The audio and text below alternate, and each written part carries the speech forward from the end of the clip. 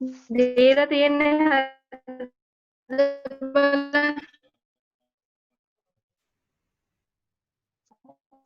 හරිද ලක්ෂිකා? හරි හරි.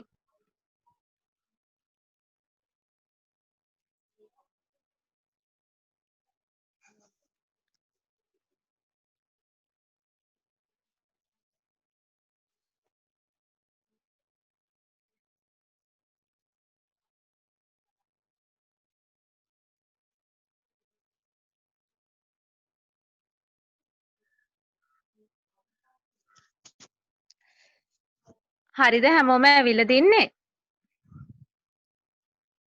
ඔව් කරගෙන යන්න ඇවිල්ලා.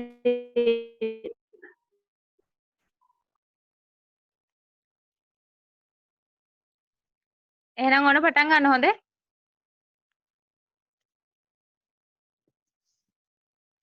එතකොට මේ ෆර්ම් එකේ තියෙන මේ ෆයිනෑන්ෂියල් ඩිසිෂන් කියලා කියන්නේ ওই වගේ දේවල්. ඒ කියන්නේ අපිට අවශ්‍යයි ෆිසිකල් කැපිටල්. එතකොට මේ ෆිසිකල් කැපිටල් ඇක්වයර් කරගන්න තමයි අපිට අවශ්‍ය වෙන්නේ ෆයිනෑන්ෂියල් කැපිටල්. එතකොට ඒ වලට තමයි යූස් කරන්නේ ඔය කියන්නේ ස්ටොක්ස්, බොන්ඩ්ස්, ලෝන්ස් වගේ දේවල්. ඒව තමයි කියන්නේ ෆයිනෑන්ෂියල් කැපිටල් කියලා. හරිද? මේකේ තියෙන්නේ මේ කොහොමද මේ ෆර්ම් එකක් ෆයිනෑන්ෂියල් මාකට් එකත් එක්ක ගනුදෙනු කරන්න කියලා. මේ එක නම් ස්ලයිඩ් එකේ තිබ්බෙත් නෑ ටියුට් එක මම ඒක වැඩිය බැලුවෙත් නැහැ.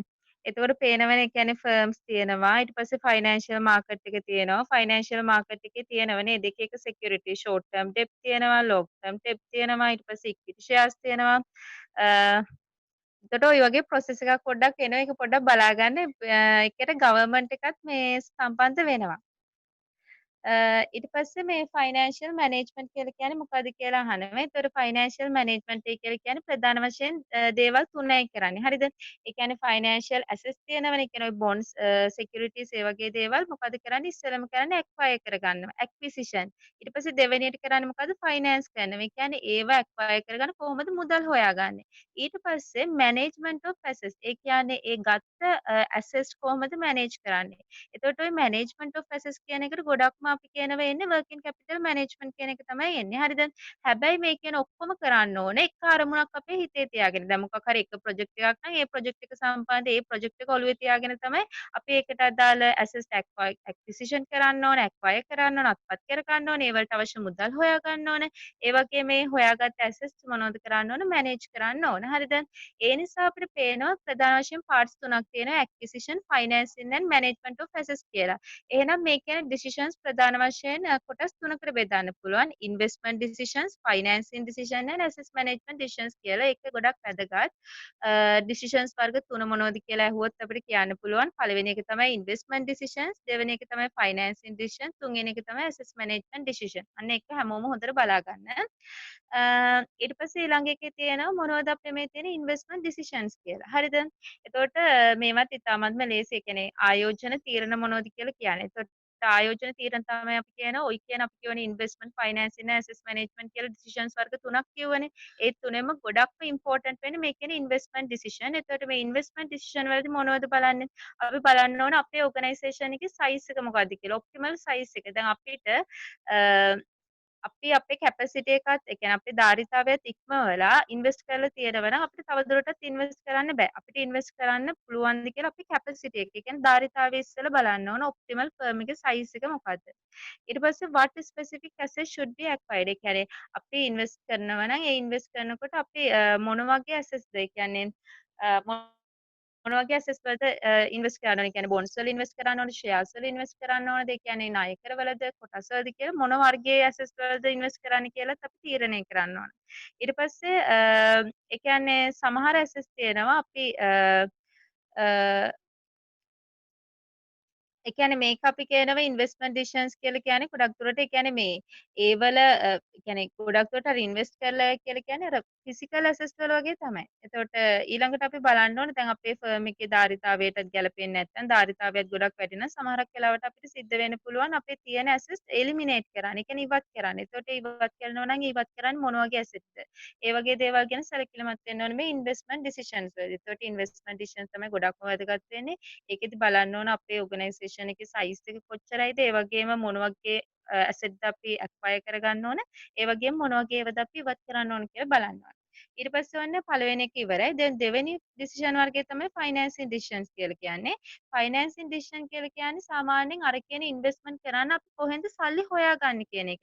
දැන් මේකේ කියනවා දැන් මේ කොළ පාටින් කියලා තියෙනවා right hand side of the balance sheet කියලා. දැන් අපි දන්නවා right hand side කියන්නේ දකුණු පැත්ත. අපේ balance sheet එක මූල තත්ත්ව ප්‍රකාශනයක් ගත්තොත් ඒ මූල තත්ත්ව ප්‍රකාශනයේ දකුණු පැත්තේ තියෙන්නේ අපේ වත්කම් ප්‍රමාණය. ඊට පස්සේ අපේ left hand side එකේ කියන්නේ වම් පැත්තේ තියෙන්නේ අපේ වගකීම. ඒ කියන්නේ ඒවා අපි කියනවා liabilities වෙන්න පුළුවන්, equity වෙන්න පුළුවන්. ඒ කියන්නේ අපේ වගකීම් වෙන්න පුළුවන්. ඒ වගේම හිමිකම වෙන්න පුළුවන්.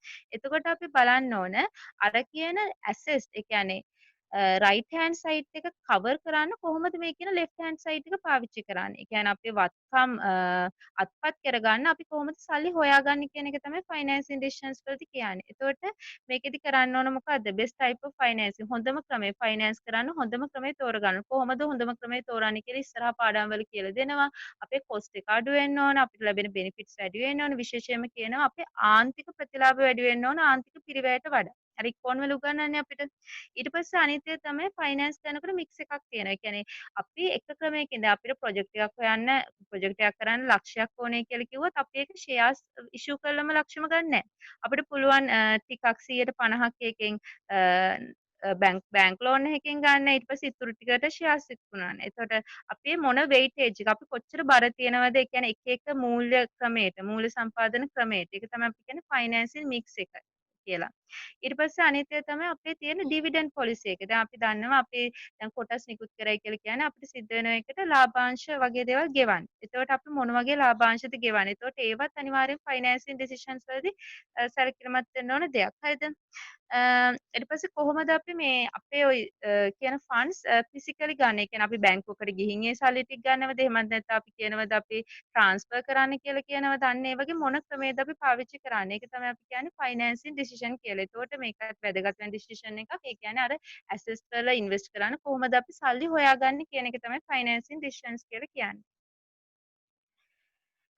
ඊට පස්සේ තුන්වෙනි එක තමයි ඇසෙට්ස් මැනේජ්මන්ට් ඩිසිෂන් කියලා කියන්නේ. ඒ කියන්නේ ඇසෙට්ස් මැනේජ්මන්ට් ඩිසිෂන් කියලා කියන්නේ මේකෙදී ඔය අලුතෙන් ගැනීමක් හෝ මුදල් හෙවීමක් කරන්නේ නැහැ. ඒ කියන්නේ අපේ තියෙන ඇසෙට්ස් ඒ කියන්නේ අපේ තියෙන වත්කම් කොහොමද අපි මැනේජ් කරන්නේ කියලා තමයි බලන්නේ. හරිද?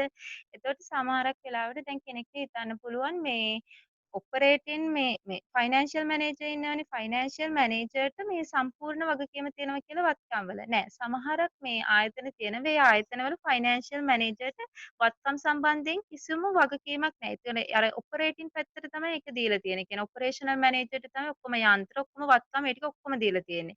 හැබැයි ෆයිනෑන්ෂියල් මැනේජර්ස් සමහර කට්ටිය ඉන්න සමහර ආයතනවල ඒගොල්ලන්ට දීලා තියෙනවා 100% ටෝටල් කන්ට්‍රෝල් එක දීලා තියෙනවා ඇසෙට්ස් වල. ඒ කියන්නේ ආයතනයෙන් ආයතනයට අපි කියනවා අර ඇසෙට්ස් කියන දේවල් කන්ට්‍රෝල් කරන්න තියෙන ඩිග්‍රී එක වෙනස් ෆයිනෑන්ෂියල් මැනේජර්ට. සමහර ආයතන තියෙනවා ඒගොල්ලන්ට හයි කන්ට්‍රෝල් ඇබිලිටි එකක් තියෙනවා. සමහරක් ආයතන වලට මේ ලෝ කන්ට්‍රෝල් ඇබිලිටි එකක් තියෙනවා. ඊට පස්සේ දැන් මෙතනදී ගොඩක්ම සැලකිලිමත් වෙන්න ඕන කියලා කියන්නේ කරන්ට් ඇසෙට්ස් මැනේජ්මන්ට් ගැන මේ ෆික්ස් ඇසෙට් මැනේජ්මන්ට් වලට වඩා. ඒ කියන්නේ දැන් ඉස්සරහට පාඩමක් තියෙනවා වර්කින් කැපිටල් මැනේජ්මන්ට් කියලා. ඒතකොට ඒ වර්කින් කැපිටල් මැනේජ්මන්ට් ගැන තමයි ගොඩක්ම සැලකිලිමත් වෙන්නේ. කාරක ප්‍රාග්ධන අවශ්‍යතා සපුරා ගැනීම සහ ඒවා කළමනාකරණය කිරීම ගැන තමයි ලොකුවටම අවධානය යොමු කරන්නේ. දැන් ওই ටික තමයි මේ ප්‍රධානතම ඩිසිෂන්ස් තුන. දැන් මෙතක් මේ වෙනකන් කරපු වෙලාව මොන හරි ප්‍රශ්න තියෙනවද? තියෙනවා නම් අහන්න.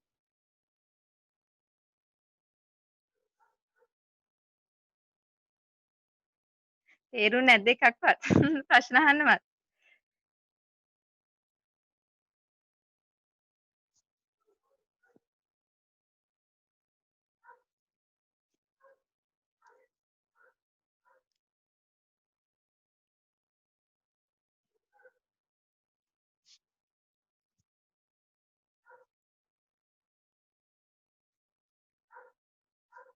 එහෙනම් මං කරන් යන්නද ඉස්සරහට?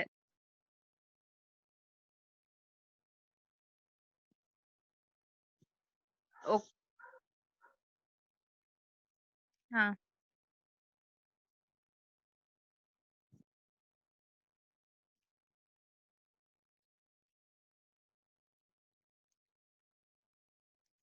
එතකොට මේ ඊට පස්සේ තියෙන්නේ මොකද්ද මේ ෆයිනෑන්ස් සම්බන්ධයෙන් තියෙන කැරියර් ඔපචුනිටිස් මොනවද කියලා. ඒ කියන්නේ මේ සම්බන්ධයෙන් තියෙන රැකියා අවස්ථා. ඒ කියන්නේ ෆයිනෑන්ස් සෙක්ටර් එක ගත්තාම මේ ෆයිනෑන්ස් සෙක්ටර් එකේ තියෙන මොන වගේ රැකියා අවස්ථාද තියෙන්නේ කියන එක. හරිද? එතකොට මේ අ මේකෙදි දැන් මේ ෆයිනෑන්ෂියල් සර්විසස් වලදී ගොඩක්ම කරන්නේ මේ ඒ කියන්නේ අපේ මේ ඔය කියන ෆයිනෑන්ෂියල් ප්‍රොඩක්ට්ස් තියෙනවනේ. ෆයිනෑන්ෂියල් ප්‍රොඩක්ට්ස් කියලා කියන්නේත් අර අපි පාවිච්චි කරන බොන්ඩ්ස්, ඒ වගේම සිකියුරිටිස්, ඒ වගේ දේවල් තමයි. අන්න ඒ දේවල් ඩිසයින් කරන, ඒවා නිර්මාණය කරලා ඒව ඩිලිවර් කිරීමක් තමයි කරන්නේ මේ කියන ෆයිනෑන්ෂියල් සර්විසස් වලින්. දැන් අපි හිතමු එක්සාම්පල් එකක් විදිහට බැංක් එකක් ගමු හරිද? බැංක් එකකින් මොකද්ද කරන්නේ? ෆයිනෑන්ෂියල් සර්විසස් සපයන්නේ. එතකොට ඒගොල්ලෝ කරන්නේ මොකද්ද? එක එක ඉන්ස්ට්‍රුමන්ට්ස් හදනවා. දැන් අපි හිතමු මොකක් හරි මූල්‍ය සමාගමක් වෙනුවෙන් ෂෙයාර්ස් නිකුත් කරන්න සමහරක් වෙලාවට බැංකුවක් වෙන්න පුළුවන්. ඒක අතරමැදියෙක් විදියට. එතකොට ඒව තමයි අපි කියන්නේ ෆයිනෑන්ෂියල් සර්විසස් කියලා. එතකොට මේ ෆයිනෑන්ෂියල් සර්විසස් අපයන්නේ අපි කියන්නේ ඉන්ඩිවිජුවල්ස්. ඒ කියන්නේ සමාජෙන තනි පුද්ගලයන්ට වෙන්න පුළුවන්. එහෙම නැත්නම් ව්‍යාපාරවලට වෙන්න පුළුවන්. එහෙමත් නැත්නම් රජයට වෙන්න පුළුවන්. හරිද? ඒතර කැරියර් ඔපචුනිටිස් කියලා කියන්නේ ඉතින් හරිම ලේසි නේද? බැංකින් සයිඩ් එකේ තියෙන්න පුළුවන් නේද? ඒ වගේම personal financial planning. Personal financial planning කියලා කියන්නේ දැන් අපි හිතුවට ලොකු ආයතනවල විතරයි කියලා මේ කියන ෆයිනෑන්ස් මේ දේවල් කරන්නේ නැහැ. කෙනෙක්ට පුළුවන් තමන්ගේ ඕන් බජට් එක. ඒ කියන්නේ තමන්ගේ බජට් එක හදාගන්න පුළුවන් මේ තමන්ගේ මාසේ ආදායම් මොනවද? තමන්ගේ ආස වියදම් මොනවද කියලා බලලා. හරිද? ඊට පස්සේ ඉන්වෙස්ට්මන්ට් සම්බන්ධයෙන් තියෙනවා. දැන් ওই ඉන්වෙස්ට්මන්ට් බැංක්ස් වල වගේ දෙන්නේ අපිට කන්සල්ටන්ට්ස් ඒ කියන්නේ උපදේශන සේවා දෙනවා. ඊට පස්සේ රියල් එස්ටේට් ඒ කියන්නේ දේපල වෙළඳාම් වලට අපිට මේ කියන ෆයිනෑන්ස් කෙනෙක් ඕන වෙනවා. ඒ වගේම ඉන්ෂුරන්ස් ඒ කියන්නේ රක්ෂණය සම්බන්ධයෙන්ුත් ඔය කියන මේ රැකියා අවස්ථා තියෙනවා ෆයිනෑන්ස් සම්බන්ධයෙන්. එතකොට ඕව තමයි අපි කියන්නේ ෆයිනෑන්ස් සම්බන්ධයෙන් තියෙන ෆයිනෑන්ෂියල් සර්විසස් කියලා. ඊට පස්සේ තව කියලා තියෙනවා තා මොනවද තියෙන ඔපචුනිටිස් කියලා. එතකොට මේ මෙතන තියෙනවනේ මේ මැනේජීරියල් ෆයිනෑන්ස් කියලා. එතකොට මැනේජීරියල් ෆයිනෑන්ස් කියලා කියන්නේ මේකයි. ඒ කියන්නේ අපි දන්නවනේ ඕනම ආයතනයක ඉන්නවනේ ෆයිනෑන්ෂියල් මැනේජර් කෙනෙක් ඉන්නවනේ. අන්න එයාගේ ඩියුටිස් මොනවද කියන එක තමයි මැනේජීරියල් ෆයිනෑන්ස් වලදී කියන්නේ. එතකොට අපි දන්නවා ආයතනයක ඉන්න ෆයිනෑන්ෂියල් මැනේජර් කෙනෙක් ගොඩක් දේවල් කරනව නේද? එයා මොකද කරන්නේ සාමාන්‍යයෙන් එයාට ප්‍රොජෙක්ට්ස් ඉවැලුවේට් කරන්න තියෙනවා, ඕල්ටර්නේටිව්ස් බලන්න තියෙනවා, රිස්ක් එක හරියට බලන්න තියෙනවා. එතකොට ඒ දේවල් තමයි ෆයිනෑන්ෂියල් මැනේජර් කෙනෙක් කියලා කියන්නේ. දැන් බලන්න මේ දෙවෙනි පොයින්ට් එකේ කියනවා financial manager administrates the financial affairs of all types of businesses, private and public, large and small, profit seeking and non-profit seeking. හරිද? එතකොට මේ financial manager කෙනෙක් කියන කෙනා ඔක්කොම financial affairs control කරනවා. එතකොට අපි කියමු private එකක් වෙන්න පුළුවන්, ඒ කියන්නේ පෞද්ගලික අංශීය ව්‍යාපාරයක් වෙන්න පුළුවන්, රාජ්‍ය අංශීය ව්‍යාපාරයක් වෙන්න පුළුවන්, large එකක් වෙන්න පුළුවන්, small ව්‍යාපාරයක් වෙන්න පුළුවන්, profit seeking ඒ කියන්නේ ලාභ ලබන ව්‍යාපාරයක් වෙන්න පුළුවන්, ලාභ නොලබන ව්‍යාපාරයක් වෙන්න පුළුවන්. මේ හැමෝටම අපි කියනවා මේ ෆයිනෑන්ෂියල් මැනේජර් කෙනෙක් ඉන්නවා මේ හැම ආයතනයකම. එතකොට ඔන්න ඊළඟ තුන්වෙනි පොයින්ට් එකෙන් කියලා තියෙනවා ඒගොල්ලෝ කරන්නේ මොනවද කියලා. Developing a financial plan or budget. ඒගොල්ලෝ කරන්නේ ෆයිනෑන්ෂියල් බජට් එකක් හදනවා, ඒ වගේම ප්ලෑන් එකක් හදනවා. ඒ වගේම extending credit to the customers. customers ට අවශ්‍ය කරන ණය පහසුකම් දෙනවා. evaluate propose large expenditures. ඒ කියන්නේ මොකක් හරි ප්‍රොජෙක්ට්ස් වලට වගේ අපි කියනවා විශාල අපි කියනවා මේ වියදම් තියෙනවා නම් ඒ වලින් මොකද්ද හොඳම කියලා ඉවලුවේට් කරනවා. එතකොට අපිට කියලා දෙනව නේද? ඉවලුවේට් කරන්න පාවිච්චි කරන්න පුළුවන් ක්‍රම NPV ශුද්ධ වර්තමාන අගය පාවිච්චි කරන්න පුළුවන්, payback period පිළිගෙවුම් කාලක්‍රම පාවිච්චි කරන්න පුළුවන්. ඒ වගේ එක එක ක්‍රම යූස් කරලා අපිට පුළුවන් ඉවලුවේට් කරන්න මේ වියදම් කොහොමද කරන්නේ කියලා. ඒ වගේම ෆයිනෑන්ෂියල් මැනේජර් කරන තව දෙයක් තමයි මොකද්ද මේ ඕගනයිසේෂන් එකේ ඒ කියන්නේ ඔපරේෂන්ස් තියෙනවා ඩේ ටු ඩේ ඔපරේෂන්ස් ඒ වලට අවශ්‍ය කරන ෆන්ඩ්ස් අන්න ඒ කියන ෆන්ඩ්ස් හොයන්නෙත් මේ කියන ෆයිනෑන්ෂියල් මැනේජර් තමයි. ඊට පස්සේ එතනින් ඉවරයි ෆයිනෑන්ෂියල් මැනේජර්ගේ කාර්යභාරය සහ මේ ෆයිනෑන්ස් සම්බන්ධයෙන් තියෙන කැරියර් ඔපචුනිටිස් ඒ කියන්නේ වෘත්තීමය වශයෙන් තියෙන අවස්ථා මොනවද කියන එක ඉවරයි.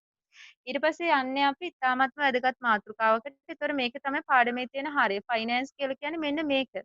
ඒ තමයි ෆයිනෑන්ස් වල තියෙන මේ ඕනම ෆර්ම් එකක තියෙන ගෝල් එක මොකද්ද කියලා අහනවා ඉතින් අපෙන්. එතකොට අපි කියන්න ඕන අනිවාර්යයෙන්ම දැන් තියෙන ගෝල් එක වෙන්නේ ෂෙයා හෝල්ඩර්ස් වෙල්ත් මැක්සිමයිසේෂන්. ඒ කියන්නේ කොටස් හිමියන්ගේ ධනය උපරිම කිරීම. එතකොට මේකත් එක්ක යන තව පැරලල් යන තව ගොඩක් මේ කොන්සෙප්ට් තියෙන්න පුළුවන්. අපි කියනවා ප්‍රොෆිට් මැක්සිමයිසේෂන් ලාභ උපරිම කිරීම. සමහරු කියන earning per share ඒ කියන්නේ EPS මැක්සිමයිස් කරන්න පුළුවන්. එතකොට ඔය කියන හැම එකකටම වඩා ගොඩක්ම ග්‍රේට් එක තමයි. ඒ කියන්නේ ගොඩක්ම දැන් ඕනම ආයතනයක් විසින් දැන් ફોකස් කරන්නේ ෂෙයා හෝල්ඩර්ස්ගේ වෙල්ත් එක. ඒ කියන්නේ ධනය උපරිම කිරීම සම්බන්ධයෙන් තමයි කටයුතු කරන්නේ. හරිද?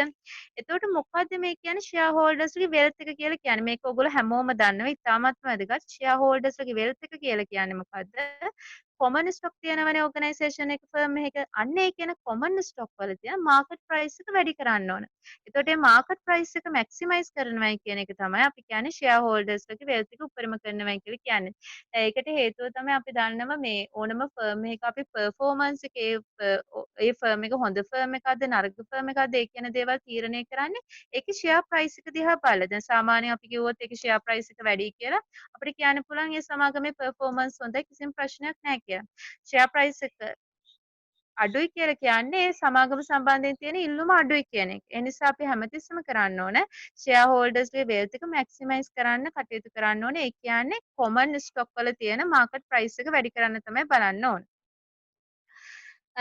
ඊට පස්සේ මෙන්න අර මං කිව්ව එකම තමයි කියන්නේ ආයෙමත් ෂෙයා හෝල්ඩර්ස්ගේ වෙල්ත් එක කියලා කියන්නේ මොකද්ද කියලා තියෙන. මේ බලන්න මේ පළවෙනි පොයින්ට් එකේ කියලා තියෙනවා firms common stock වල market value to maximize shareholders wealth the financial manager must maximize the market value of the firm's common stock. ඒ කියන්නේ ඒ කියන ෆර්ම් එකේ තියෙන සාමාන්‍ය කොටස් වල market value එක වෙළඳපොළගේ තමයි වැඩි කරන්න ඕන. අන්න අපිට කියලා තියෙනවා කොහොමද මේ market value එක අපි determine කරන්නේ කියලා. ප්‍රධානතම factors ප්‍රධානතම සාධක තුනක් තියෙනවා. ඒතර මේ market value එකට තනිකරම බලපාන cash flows. ඒ කියන්නේ finance කියලා කියන්නේ සාමාන්‍යයෙන් අපි කියනවා cash flows. අපි බලන්නේ cash flows වල වර්තමානග්ය මුදල් ප්‍රවාහ වල වර්තමානග්ය ඒ වගේ දේවල්. එතකොට මේ finance වල ප්‍රධානතම අරමුණ වෙන wealth එක maximize කරන්න market value එක maximize කරන්න යනකොට මේ market value එක හැදිලා තියෙන්නේ මේ කියන cash flows වල බලපෑමෙන්. එතකොට market value එක determine කරන්න බලපාන සාධක තුනක් තියෙනවා. මේ තුන ගොඩක්ම වැදගත්. පළවෙනි එක තමයි අපේ මුදල් ප්‍රවාහ වල size එක. cash flows වල තියෙන size එක. දෙවෙනි එක තමයි අපිට ඔය කියන cash flows ලැබෙන timing එක. දැන් අපි දන්නවා දැන් ගණන් හදලා දන්නවා මේ timing එක මත වෙනස් වෙනවා market price එක. දැන් අපි කිව්වොත් අපිට දෙවෙනි අවුරුද්දේ රුපියල් 1000ක් ලැබෙනට වඩා තුන්වෙනි අවුරුද්දේ රුපියල් 1000ක් ලැබෙන එක අවාසියි. මොකද අපි දන්නවා මුදලේ කාල වටිනාකමක් තියෙනවා. එතකොට අපිට ওই ආදායම කොච්චර ලැබුණත් වැඩක් නැහැ. ඒ ආදායම ඒ කියන්නේ cash flow එක ලැබෙන කාලය ඉතාමත්ම වැදගත්. ඒ කාලය මත market price එක determine වෙනවා. ඊට පස්සේ තුන්වෙනි එක තමයි ඒ කියන්නේ cash flow වල තියෙන risk එක. ඒ කියන්නේ ලොකු අවදානමක් තියෙනවද ලොකු uncertainty එකක් තියෙනවද ඒක තමයි අපි බලන්න ඕන market price එක determine කරනකොට. එතකොට ඕක ඉතාමත්ම වැදගත්. මොකද්ද කියලා දැනගන්න ඕන මොකද්ද මේ wealth එක maximize කරන්න කියලා කියන්නේ. ඒ වගේම wealth එකට බලපාන market price value එක වෙනස් වෙන determine වෙන බලපාන සාධක තුන මොකද්ද කියලා දැනගන්න ඕන. මේ ඔයගොල්ලන්ට ප්‍රශ්න නැද්ද? අනේ මන් දන්නේ නැහැ. තේරෙන්නේ නැද්ද දන්නෙත් නැහැ.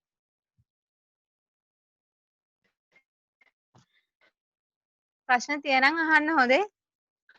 එතකොට මේ ඊළඟ අනිත් අය ප්‍රශ්න තියෙනම් කියන්න හරෝ නැත්නම් එළමෙට කරන් යන්න අමාරුයිනේ.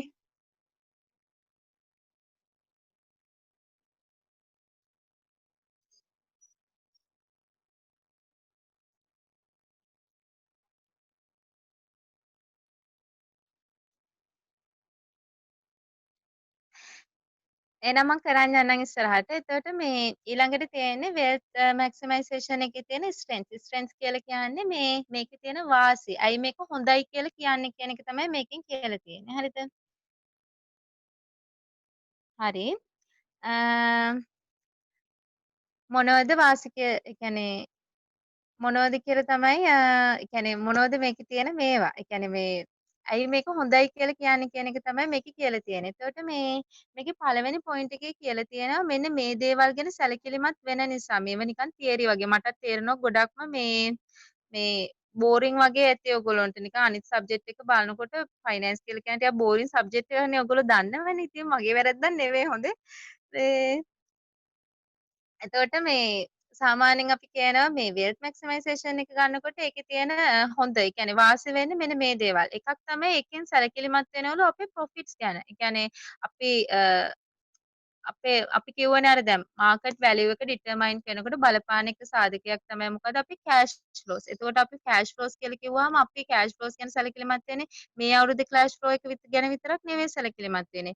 ඊට එහාට තියෙන තව අවුරුදු ගානක කෑෂ් ෆ්ලෝස් ගැන සැලකිලිමත් වෙනවා. ඒ වගේම ප්‍රොෆිට්ස් ගැන සැලකිලිමත් වෙනවා.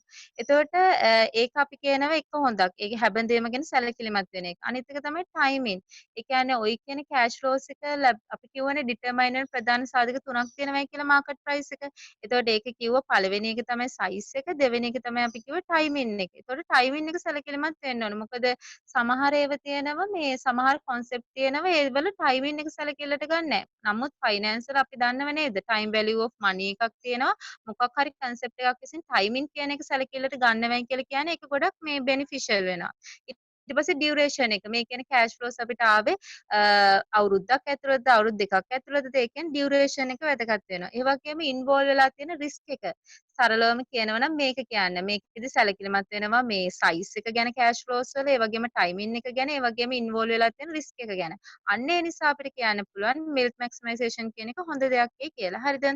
අනිත් එක තමයි අපි කියනවා මම අර ඉස්සෙල්ලා කිව්ව එකේ තියෙන දෙවෙනි පොයින්ට් එක. මොකද්ද? ෂෙයා ප්‍රයිස් එකක් කියලා කියන්නේ අපේ පර්ෆෝමන්ස් එකේ තියෙන බැරෝමීටර් එක. බැරෝමීටර් එකක් කියලා කියන්නේ අපේ ෂෙයා ප්‍රයිස් එකේ තියෙන වෙන ෂෙයා ප්‍රයිස් එකේ සුළු වෙනසක් සිද්ධ වුණොත් ඒකෙන් බිස්නස් පර්ෆෝමන්ස් එකට ලොකු බලපෑමක් ඇති වෙනවා. අපි හිතුවා දැන් අර මිස්ටර් කියන විදිහට දැන් ස්ටොක් මාකට් එකේ දැන් දවසක් ඇතුළත මොකක් හරි ෂෙයා එකක ප්‍රයිස් එකක් වැඩි වෙනවයි කියලා කියන්නේ. දවසක්ම ඕනේ නැහැ මිනිත්තු දෙක තුනක් ඇති. ඒකට සමහරක් වෙලාවට බංකොලොත් වෙන්නත් ඉඩ තියෙනවා. සමහරක් වෙලාවට ඉහළටම යන්නත් ඉඩ තියෙනවා. ඒ නිසා ඕනෑම බිස්නස් එකක් ගත්තොත් ඒ බිස්නස් එකේ පර්ෆෝමන්ස් එක මනිනකොට ඒකට තියෙන ලොකුම බැරෝමීටර් එක බවට පත් වෙන ෂෙයා ප්‍රයිස් එක. ඔන්න ඔය කියන හේතු දෙක අපි කියනවා මේ ප්‍රධානතම වාසිය. කියන්නේ වැදගත් වෙල්ත් මැක්සිමයිසේෂන් එකේ ඇයි වැදගත් සිග්නිෆිකන්ස් කියලා කියන්න හේතු. ඊට පස්සේ දැන් මම කියවනේ දැන් වෙල්ත් මැක්සිමයිසේෂන් කියලා කියන්නේ අපේ ධනය උපරිම කිරීමනේ. ඒතකොට ඒ ධනය උපරිම කිරීම විතරක් නෙවෙයි. තව තියෙනවා මීට පැරලල් යන කොන්සෙප්ට්. තමයි එකක් කිව්ව මොකද්ද? ප්‍රොෆිට් මැක්සිමයිසේෂන් කියලා කියන්නේ වෙල්ත් මැක්සිමයිසේෂන් කියන එක නෙවෙයි. හැබැයි වෙල්ත් මැක්සිමයිසේෂන් උත් එක යනවා ටිකක්. හැබැයි ඊට වෙනස් සංකල්පයක්. ඒතකොට දැන් ඉස්සර කාලේ සැලකිලිමත් වෙන්නේ මේ කියන ප්‍රොෆිට් මැක්සිමයිසේෂන් එක ගැන. වෙල්ත් මැක්සිමයිසේෂන් එක ගැන නෙවෙයි. එතකොට බලන්න ඕන මොකද්ද මේ ප්‍රොෆිට් මැක්සිමයිසේෂන් එක කියලා කියන්නේ කියලා. ඒතර ප්‍රොෆිට් මැක්සිමයිසේෂන් එක කියලා කියන්නේ අපි දන්නවනේ අපේ තියෙන බදුපත් ශුද්ධ ලාභය. අන්න ඒ කියන බදුපත් ශුද්ධ ලාභය ගැන සැලකිලිමත් වෙලා ඒක උපරිම කරන්න කටයුතු කරන එක තමයි අපි කියන්නේ ප්‍රොෆිට් මැක්සිමයිසේෂන් කියලා. හැබැයි අර කියන මේ වෙල්ත් මැක්සිමයිසේෂන් කියන එකට සාපේක්ෂව මේක ටිකක් ප්‍රශ්න තියෙනවා. හරිද? දැන් අරකෙදී අපි කියවනේ මේ අපි අවදානම ගැන සැලකිලිමත් වෙනවා කියලා රිස්ක් එක ගැන. එතකොට මේකෙදි අපි කියනවා මේ කියන රිස්ක් එක ගැන සැලකිලිමත් වෙන්නේ නැහැ. ප්‍රොෆිට් මැක්සිමයිසේෂන් එකේදී නිකම්ම බලන්නේ මේ කාල පරිච්ඡේදය ඇතුළත කොච්චර ලාභයක් ලැබුවද කියන එක විතරයි. ගිය වර්ෂයට වඩා මේ වර්ෂේ ලාභය වැඩිද?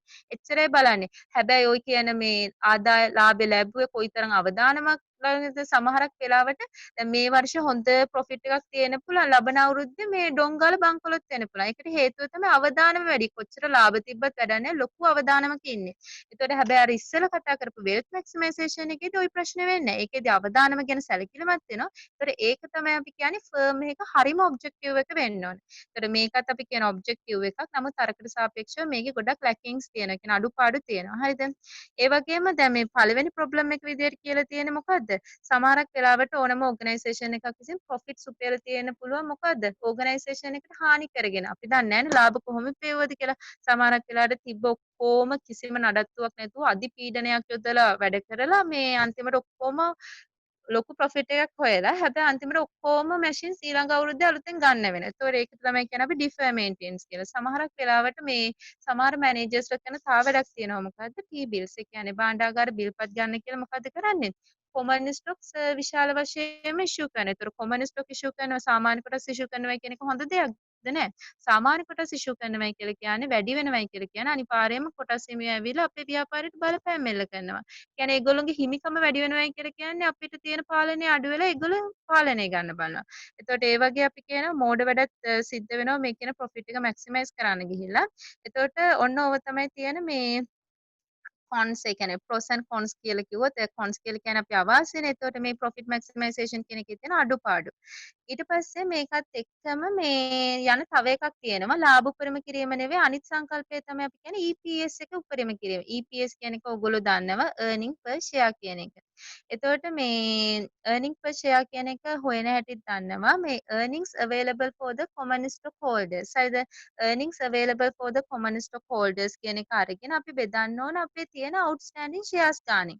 ඒ කියන්නේ මෙහෙමයි. ඒ කියන්නේ earnings available for the common stockholders කියලා කියන්නේ සාමාන්‍ය කොට හිමියන්ට හිමිවන මේ ලාභය. ඒතකොට ගොඩක් දුරට මේ ඔයි earnings available for the common stockholders ලා කියලා කිව්වට මේකට ගොඩක්ම ගන්න අපි net operating net මොකද බදු පශුද්ධ ලාභය තමයි ගන්න. ඒ බදු පශුද්ධ ලාභය අරගෙන ඒක බෙදනවා අපේ තියෙන කොටස් ගානේ. හරිද? හැබැයි මෙහෙමයි බදු පශුද්ධ ලාභය සමහර තව preferred dividends වලට වගේ දේවල් වලට ගෙවනකොට මේක ඉස්සරහා පාඩම් වලදී අහු වෙනවා. කොහොම හරි මතක තියාගන්න සාමාන්‍ය කොටස් හිමියන්ට available වන ආදායමක් තියෙනවනේ. කියන්නේ ආදායමක් earnings available for the common stockholders තියෙනවනේ. ඒක අපේ තියෙන shares ගානෙන් බෙදුවහම අපිට ලැබෙනව එක share එකකට කොච්චර earning එකක් ලැබෙනවද කියන එක. අන්න ඒක තමයි අපි කියන්නේ earning per share කියලා. අන්න ඒක ඉහළ දමන බලන එක තමයි මේ earning per share maximization කියලා කියන්නේ. එතකොට මේකෙදිත් අර profit maximization එක වගේම ටිකක් problems තියෙනවා. හරිද? ඒ කියන්නේ මේකෙදිත් අර දැන් අපි wealth maximization එකේදී timing එක ගැන සැලකිලිමත් වුණාට මේකේ timing එක ගැන සැලකිලිමත් වෙන්නේ නැහැ කියලා කියනවා. ඒ වගේම duration එක ගැන සැලකිලිමත් වෙන්නේ නැහැ කියලා කියනවා. ඊට පස්සේ අනිත් එක තමයි risk level එක. organisation එක ඇතුළේ තියෙන risk level එක ගැන සැලකිලිමත් වෙන්නේ නැහැ කියලා කියනවා. ඊට පස්සේ අනිත් එක තමයි zero payout dividend policy එකට call කරනවා කියලා කියනවා. ඒ කියන්නේ මෙහෙමයි. දැන් දැන් සාමාන්‍යයෙන් අපි කියනවා මේකෙදි දැන් අපි දන්නවා මං කිව්ව දැන් ගොඩක් දුරට earning per share කියලා කියනකොට ඒකෙදි ගොඩක්ම සැලකිලිමත් වෙන්න ඕනේ සාමාන්‍ය කොටස් හිමියන්ට හිමි earning එක ගැන. එතකොට ඒකෙදි සාමාන්‍යයෙන් ගොඩක් දුරට අපි බදුපත් ශුද්ධ ලාභය earnings available for common stockholders කියන එක ගන්නවා. හරිද? බදුපත් ශුද්ධ ලාභය තමයි ඒක විදිහට ගන්නෙ. එතනදී සාමාන්‍යයෙන් අපි දන්නවනේ දැන් dividend කියලා කියන්නේ ලාභාංශනේ. සාමාන්‍යයෙන් ලාභාංශ ගෙවන්න ඕන බදුපත් ශුද්ධ ලාභය ගණනය කරයින් පස්සේ ඒකෙන් ලැබෙන ගාණෙන්නේ අපි ලාභාංශ ගෙවන්නේ මතක ඇති හිමිකම් වෙනස් වීමේ ප්‍රකාශනයේ අර රඳවා තබාගත් ලාභ කියලා තීරුවක් තියෙනවා.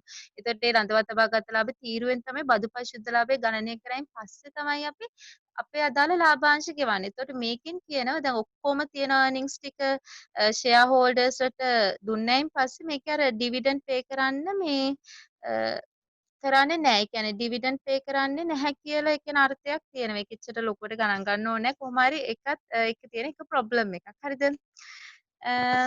ඊට පස්සේ දැන් ඕක තමයි කිව්වේ. දැන් wealth maximization එක ගැන කතා කරා. ඒක ගැන ටිකක් පාඩම් කරගන්න. profit maximization සහ earning per share maximization කියලා කියන්නේ ඒකත් එක්ක යන තව concepts. ඒවත් ඉතින් වැදගත්. හැබැයි ඒවල problems තියෙනවා කියලා කියනවා.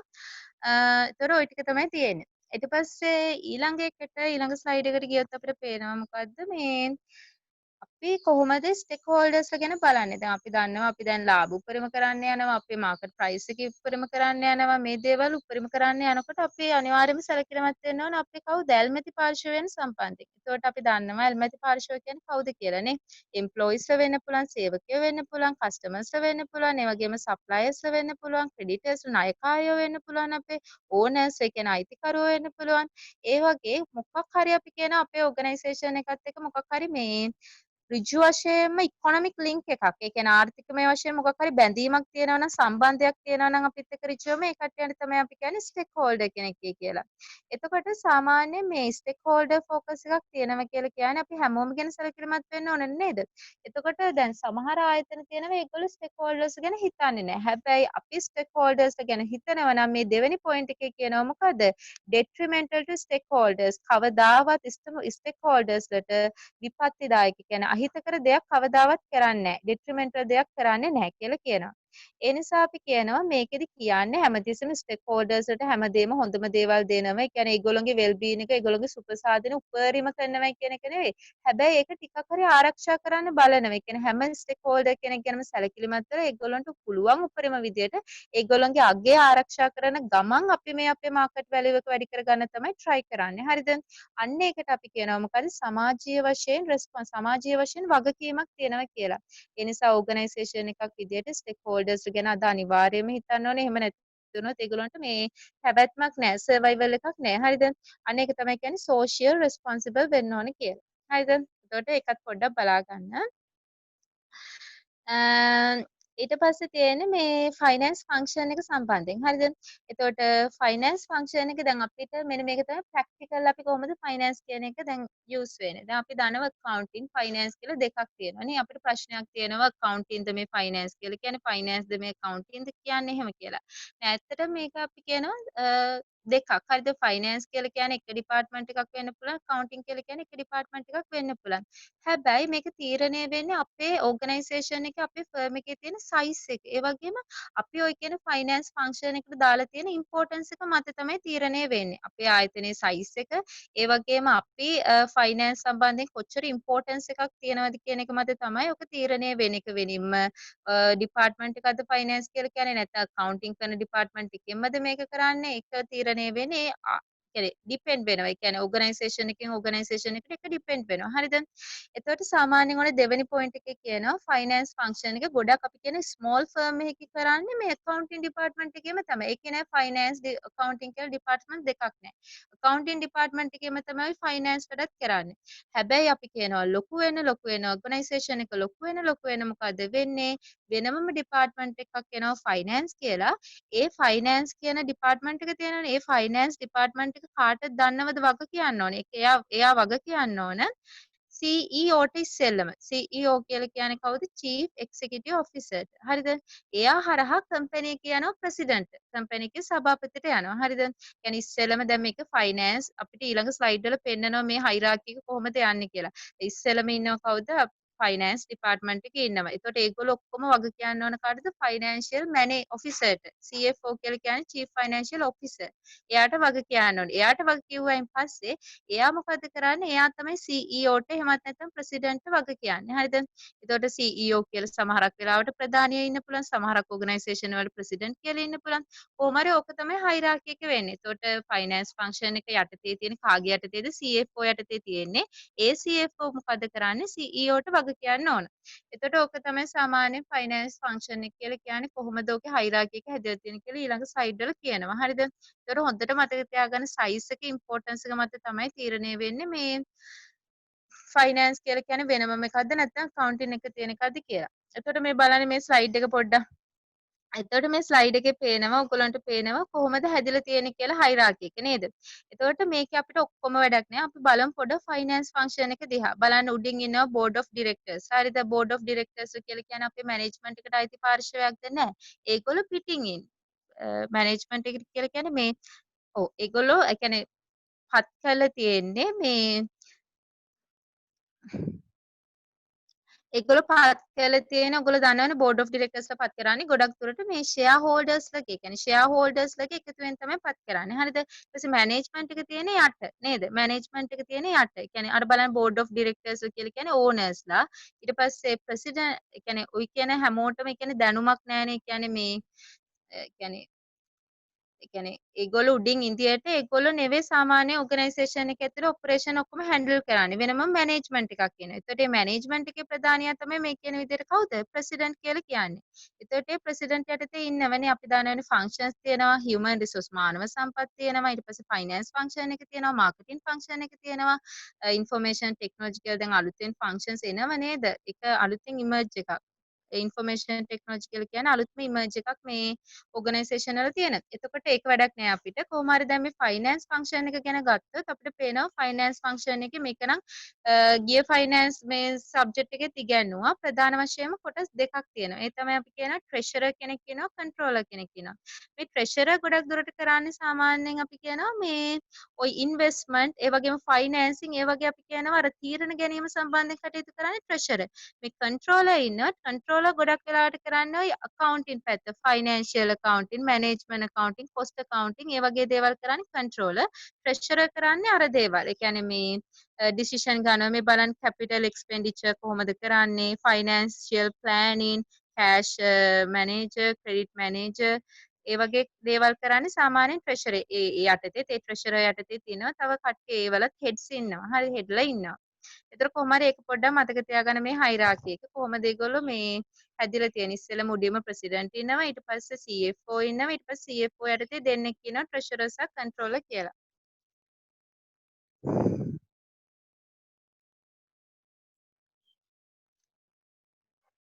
ඊට පස්සේ මේ ඊළඟ එක දැන් මේ ප්‍රශ්න නැද්ද ඔයගොල්ලන්ට මොනවාක්වත්? මං කරන්න යන්නම් එහෙනම් හොඳේ.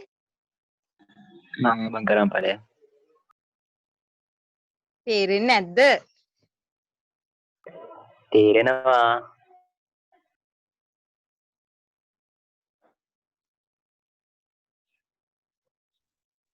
ඒ ලක්ෂිකා කරගෙන යන්න තේරෙනවා. හා හා. එතකොට මේ දැන් ඊට පස්සේ තියෙන්නේ මොකද්ද මේ ෆයිනෑන්ස් කියන එක කොහොමද ඉකොනොමික්ස් වලට රිලේට් වෙන්නේ කියන එක. හරිද? දැන් අපි දන්නවනේ ඉකොනොමික්ස් කියලා කියන්නේ ආර්ථික විද්‍යාවනේ. දැන් මම ඉස්සෙල්ලා කලින් ස්ලයිඩ් වලත් කිව්වා ගොඩක් ඕනම අපි කියනවා ප්‍රොජෙක්ට් එකක් කරන්න යනවා නම් අපි බලන්න ඕන අපේ ප්‍රතිලාභ වැඩිද අපේ පිරිවැයට වඩා කියලා බලන්න ඕන. හරිද? එතකොට දැන් ඒක තමයි මේකෙදි කියන්නේ. ඒ කියන්නේ ඉකොනොමික්ස් වල අපි පාවිච්චි කරන ආර්ථික විද්‍යාවේදී අපි පාවිච්චි කරන සමහර සංකල්ප අපිට ෆයිනෑන්ස් වලදී පාවිච්චි කරන්න පුළුවන් කියන එක කියන්නේ මේකෙදි. හරිද? දැන් මේකේ බලන්න දැන් කියනවා field of finance closely related වෙනවා economics වලට. ආර්ථික විද්‍යාවට ඉතාමත් සමීප විදිහට සම්බන්ධ වෙනවා මේ කියන finance කියන එක. එතකොට සාමාන්‍යයෙන් අපි දන්නවා මොකද්ද අපේ තියෙන ඉකොනොමික් ෆ්‍රේම්වර්ක් එකක්. හරිද? ඉකොනොමික් ෆ්‍රේම්වර්ක් එකක් කියලා කියන්නේ අපි දන්නවා දැන් පාර්ලිමේන්තු එකේ වෙන්න පුළුවන්. ඒකන මොකක් හරි මූල්‍ය විශ්ලේෂකයෝ වෙන්න පුළුවන්. සමහරක් වෙලාවට ටැක්ස් රේට්ස් වෙනස් වෙනවා නේද? බදු අනුපාත වෙනස් වෙනවා. ඒ වගේ ලොකු ලොකු වෙනස්කම් සිද්ධ වෙන්න පුළුවන්. අනිත් එක තමයි දැන් අපි ඉස්සරහට ඉගෙන ගන්නවා ෂෙයා කරන ඒවා. දැන් ඔය ෂෙයා අනුපාත ඒ දේවල් වෙනස් වෙනවා කියලා කියන්නේ අපේ මේ ෆයිනෑන්ස් එකට ඒක බලපෑමක් එල්ල කරන්න පුළුවන්. ඒ නිසා මතක තියාගන්න ඕනේ මේකයි ඉකොනොමික්ස් සහ ෆයිනෑන්ස් කියලා කියන්නේ දෙකක් වුණාට ඒ දෙක අතර මේ සමීප සම්බන්ධතාවයක් තියෙනවා. හරිද? ඒ නිසා කියනවා මෙන්න මේ තුන්වෙනි පොයින්ට් එකෙන් කියනවා මොකද්ද? efficient විදියට business operations කරන්න යන නම් කාර්යක්ෂම විදියට operations කරන්න යන නම් අනිවාර්යයෙන්ම සැලකිලිමත් වෙන්න ඕන මොනව ගැනද? මේ economic theories ගැන සැලකිලිමත් වෙන්න ඕන. මෙච්චරයි මේ වෙච්චර ලොකුවට මතක තියාගන්න ඕන දෙයක් නෑ. මම මේ කියන්න ඕන නිසා හැමදේම කියන්නේ නිකම් මතක තියාගන්න economics ඒ වගේම finance කියලා කියන්නේ දෙක එක මේ සම්බන්ධ ඒ දෙක closely related functions දෙකක් කියලා.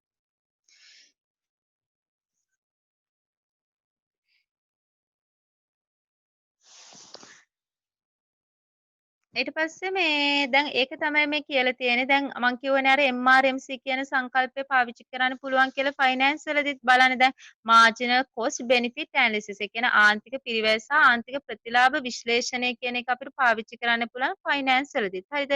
ඒ කියන්නේ මේක අපි කියනවා financial decision ගන්නකොට. ඒ කියන්නේ මූල්‍ය තීරණ ගන්නකොට අපිට අවශ්‍ය වෙනවා. හරිද? ඒ කියන්නේ අපි මොකක් හරි ප්‍රොජෙක්ට් එකක් හරිද අපි මොකක් හරි ප්‍රොජෙක්ට් එකක් මේ ඉවලුවේට් කරන්නේ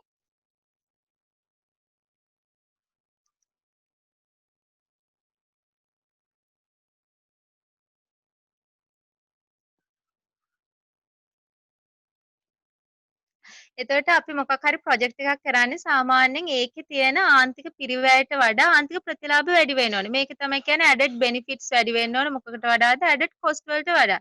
added benefits වැඩි වෙන්න ඕනේ added cost වලට වඩා. ඒක තමයි අපි කියන්නේ marginal cost benefit analysis එක කියලා. හරිද? එතකොට මේ ඔන්න ඊළඟ ස්ලයිඩ් එකේ දීලා තියෙනවා අපිට පොඩි එක්සැම්පල් එකක්. කොහොමද මේ කියන ආන්තික පිරිවැය සහ ආන්තික ප්‍රතිලාභ කියන දේවල් ගැන සැලකිලිමත් වෙලා අපි තීරණයක් ගන්න කියලා. හරිද?